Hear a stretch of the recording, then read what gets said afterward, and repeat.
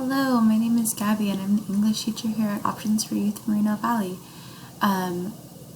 You should know me already from videos for Units 1 and 2, but this is the video for Unit 3. For Unit 3, we're going to go over the first performance task in this video, but I also wanted to kind of go over this study guide. These are not mandatory. If your teacher prints you out your units, this is what they look like. If they don't, you have the booklets with the condensing guide. Make sure to use the condensing guide if you have the booklets. So for Unit 3, the alternative assessment or review is going to go over these things, so make sure that you feel comfortable with these things. If you don't, you can always schedule an appointment with me and we can go over them before you start your alternative review. But here are the things that we should know. So we should know the root word, turb as in like disturb, cred as in credibility, so believability, street cred, all that kind of sound and stuff. Mal as in malicious or bad as in Spanish, mal, right? If you speak Spanish, you know that one. Voc as in vocalize. And then we have adverb clauses. Remember, clauses is just kind of like a chunk of words. An adverb is something that describes usually how you do something. However, it could describe another adjective or things like that.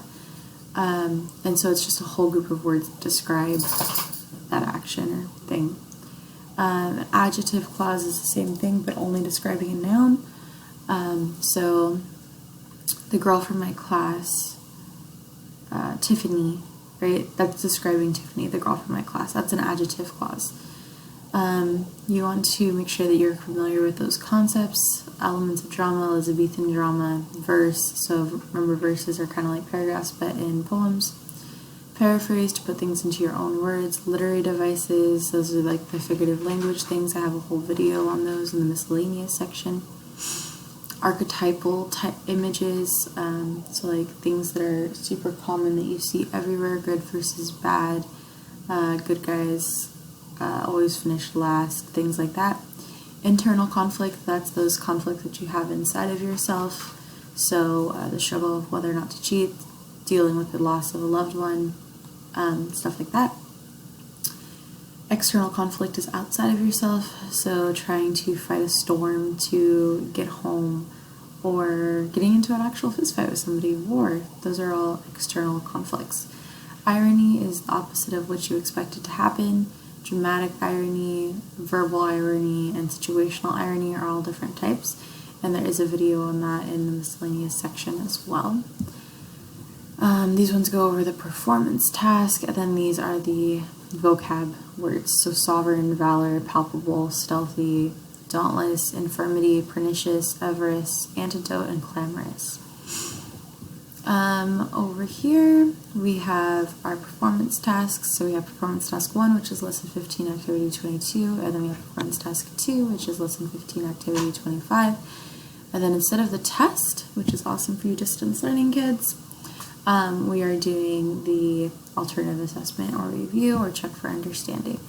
If your teacher is awesome and printed you out these units, your performance tasks are all the way down here at the bottom.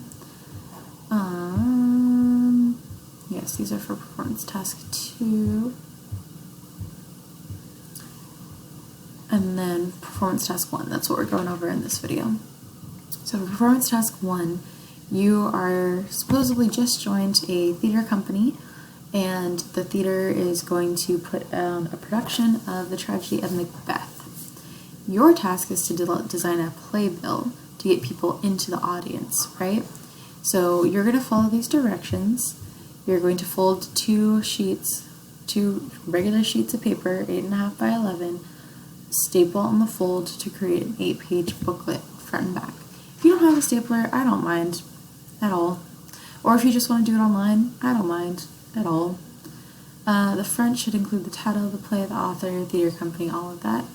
I'm going to show you my example / template so you can see it and I don't have to read all of that out. So here it is. So we have to have the title, the author, the theater company. You'd insert a photo here, list of the major characters, so Macbeth, and then who is it going to be played by, so a real actor that you'd want to play the role. So maybe Chris Evans or something like that. Lady Macbeth, you want to put a female actress there. Or a male actor. Shakespeare times, all of the actors were males, and so you could do that if you really wanted.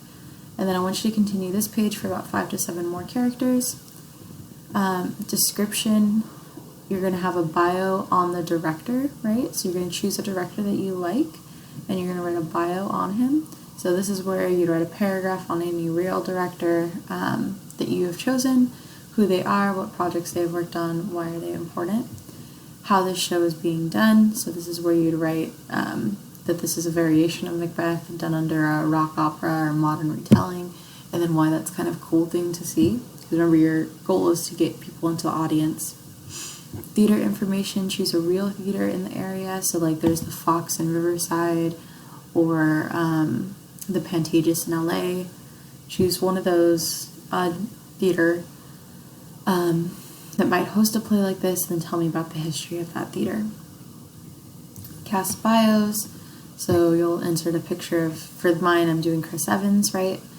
And then put Macbeth, Chris Evans, and then I'd write a 1-paragraph bio of the actor, including memorable performances, why they did an important job, why I chose them. And then do it for like Lady Macbeth. You don't have to do it for Lady Macbeth, you could choose somebody else, but she's like the second most important character in my head. And then on the third one, right? Next, this is going to be the part that you hate the most, and I'm so sorry, but at least it's really short. So Act 1, right, for each scene, you need to give at least one sentence that describes the setting and an important plot point. That's it. So Act 1, scene 1 through 7, Act 2, scene 1 through 4, Act 3, scene 1 through 4, I think. Oh, no, yeah, Act 1, Act 3, scene 1 through 3, I just messed up there and put a double one. And then we have a 15-minute intermission, 4 through 5, and then Act 4, these ones, and then Act 5, right? You can put your intermission anywhere you want. I just put it there because that was like the direct middle of the play. And I know this is a PDF. If you'd like the Word document, just let me know and I can send it to you. It's just when it goes from Word to Google Doc, the formatting gets all messed up.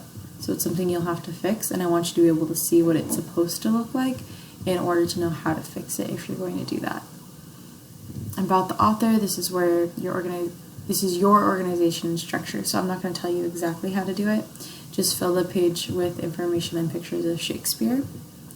About Macbeth, again, your organization, just fill the page with information and pictures of Shakespeare. If you're running out, you can discuss renditions or creations of Macbeth in the play.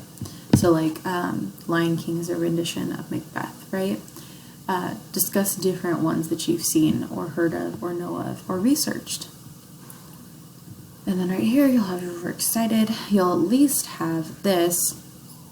You should have other text here as well, because you had to do research on the actors, directors, and theaters at least.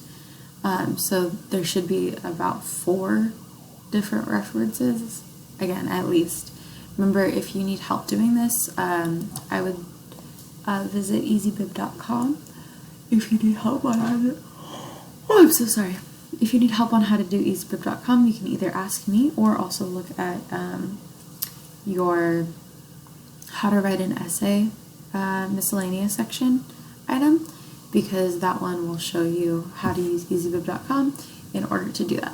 And then down at the bottom, you want to put created by your name with the help of whoever your teacher is. So Leanne, Taylor, Abraham, Joe, or Chris, and then created on, and you put the date that you made it. So that's what you have to do for wrong thing. That's what you have to do for performance task 1. That's going to be worth 20 points. You want to make sure that you look at your checklist. So did you create this playbill? Does it include all of this information? And then you want to look at the rubric. So the playbill scores out of 20. Let's see how many you have to get right, because I'm horrible at math, as I've told you guys already. So I do 20 times 0.7, 14. You have to get at least 14 points in order to pass this. Again, if this isn't passing, the whole unit isn't passing, and then you're not having this unit turned in yet. So for content organized and analyzed effectively, if you use my template, I'm really going to be looking at the Shakespeare and Macbeth pages because the rest of it I organized for you. The next one topic is developed effectively with facts and details. Those facts and details are coming from your research. Formatting, graphics, and multimedia are used appropriately and well presented. Again, Macbeth and Shakespeare pages, due to that's the pages you're organizing. Depth of knowledge is demonstrated and constantly and appropriately, so I can tell that you know something about this topic.